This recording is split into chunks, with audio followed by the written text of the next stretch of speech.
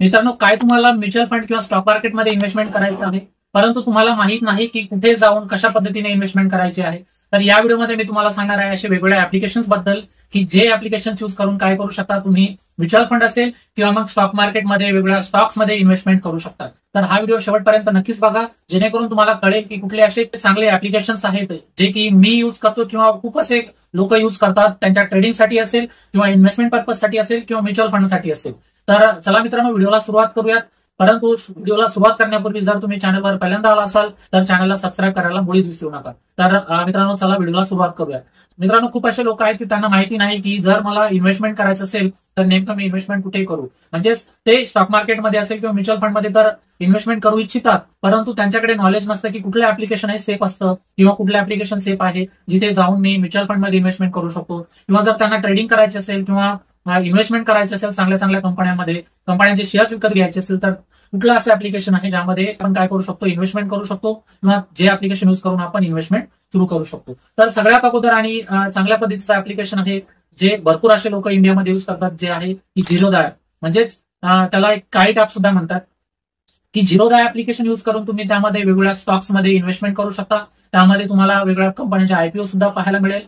तर Zerodha application download करून तुम्ही तिथे तुमचा अकाउंट क्रिएट करू शकता आणि तिथे, परंतु त्यामध्ये इन्व्हेस्टमेंटसाठी तुम्हाला एक डीमॅट अकाउंटची गरज पडेल. जर तुम्ही तुमचं डीमॅट अकाउंट ओपन केलेलं नसेल तर या व्हिडिओच्या डिस्क्रिप्शन बॉक्समध्ये मी वेगवेगळ्या जे ब्रोकरेजेस आहेत, जसं झिरोदा आहे, ग्रो ऍप आहे, अपस्टॉक आहे, एंजल वन आहे, या सर्वांची लिंक देऊन देईल. त्या लिंकवरती क्लिक करा आणि तुमचं फ्रीमध्ये तुम्ही डीमॅट अकाउंट ओपन करून घ्या. तर मित्रांनो, झिरोदा ऍप्लिकेशन मध्ये तुम्ही वेगळ्या स्टॉक्स मध्ये इन्व्हेस्टमेंट करू शकता. तर Zerodha is one of the best application for the trading also and for investment purpose also. म्हणून जर तुम्ही बिगिनर आहात आणि तुम्ही स्टॉक मार्केटमध्ये इन्व्हेस्टमेंट करू इच्छिता तर तुम्ही काय करू शकता, झिरोदा ऍप्लिकेशन युज करू शकता. नेक्स्ट आहे मित्रांनो, दॅट इज ग्रो ऍप्लिकेशन. तर ग्रो ऍप्लिकेशन युज करून सुद्धा तुम्ही काय करू शकता, वेगळ्या म्युच्युअल फंडमध्ये इन्व्हेस्टमेंट करू शकता, वेगळ्या शेअर्समध्ये इन्व्हेस्टमेंट करू शकता.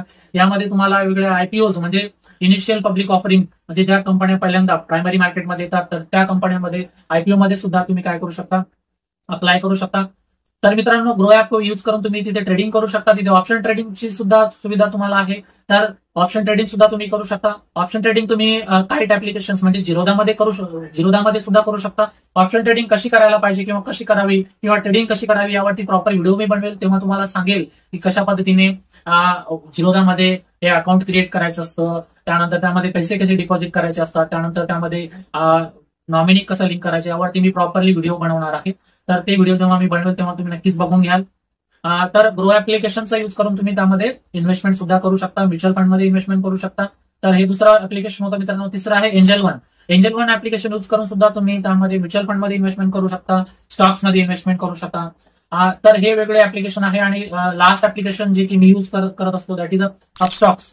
तर अपस्टॉक ऍप्लिकेशन युज करून तुम्ही सुद्धा काय करू शकता, इन्व्हेस्टमेंट वेगळ्या शेअर्समध्ये करू शकता किंवा तिथे तुम्ही वेगळ्या म्युच्युअल फंडमध्ये सुद्धा इन्व्हेस्टमेंट करू शकता. तर हे असे वेगवेगळे ब्रोकर्स आहेत, म्हणजेच वेगवेगळे ऍप्लिकेशन्स आहेत जिथे जाऊन तुम्ही काय करू शकता, अकाउंट क्रिएट करून त्यामध्ये डीमॅट अकाउंट ओपन करून, ट्रेडिंग अकाउंट ओपन करून तुम्ही तुमची इन्व्हेस्टमेंट जर्नी सुरू करू शकता. जर तुम्हाला यामध्ये कुठल्याही प्रकारचा प्रॉब्लेम असेल किंवा तुम्हाला कुठल्याही प्रकारची समस्या असेल तर तुम्ही आम्हाला कमेंट करून नक्कीच कळू शकता. तर मी तुम्हाला नक्कीच तुमची जी क्वेरी आहे ती रिझॉल्व्ह करण्याचा ट्राय करेल. परंतु खाली लिंक दिली आहे त्यावरती क्लिक करा आणि तुमचं अकाउंट अगोदर ओपन करून घ्या.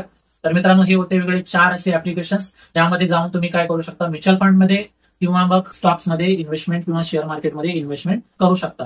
तर मित्रांनो, हा व्हिडिओ फक्त मी एज्युकेशनल पर्पजसाठी बनवलेला आहे, म्हणजेच तुम्हाला एक नॉलेज देण्यासाठी की कुठले असे वेगळे बेस्ट ऍप्लिकेशन्स आहेत की ज्यामध्ये आपल्याला कमीत कमी ब्रोकरेजेस लागतं आणि आपण इन्व्हेस्टमेंट त्यामध्ये करू शकतो. तर हा व्हिडिओ फक्त एज्युकेशनल पर्पजसाठीच कन्सिडर करावा, यामध्ये मी कुठल्याही प्रकारचे इन्व्हेस्टमेंट रिकमेंड करत नाहीये. हे होते वेगळे ऍप्लिकेशन्स जे तुम्ही काय करू शकता, प्ले स्टोअर वरून सुद्धा जाऊन डाउनलोड करू शकता. तर जर हा व्हिडिओ तुम्हाला आवडला असेल तर या व्हिडिओला लाईक नक्कीच करा आणि जर चॅनलवर पहिल्यांदा आला असाल तर चॅनलला सबस्क्राईब करून बेल आयकॉनला हिट करायला विसरू नका, कारण अशाच नवनवीन financial related, mutual fund, stock market related videos ची इन्फॉर्मेशन मी तुम्हाला वेळेवर देत राहतो. तर मित्रांनो, भेटूयात एक नवीन विषयासह. तोपर्यंत जय हिंद, जय महाराष्ट्र.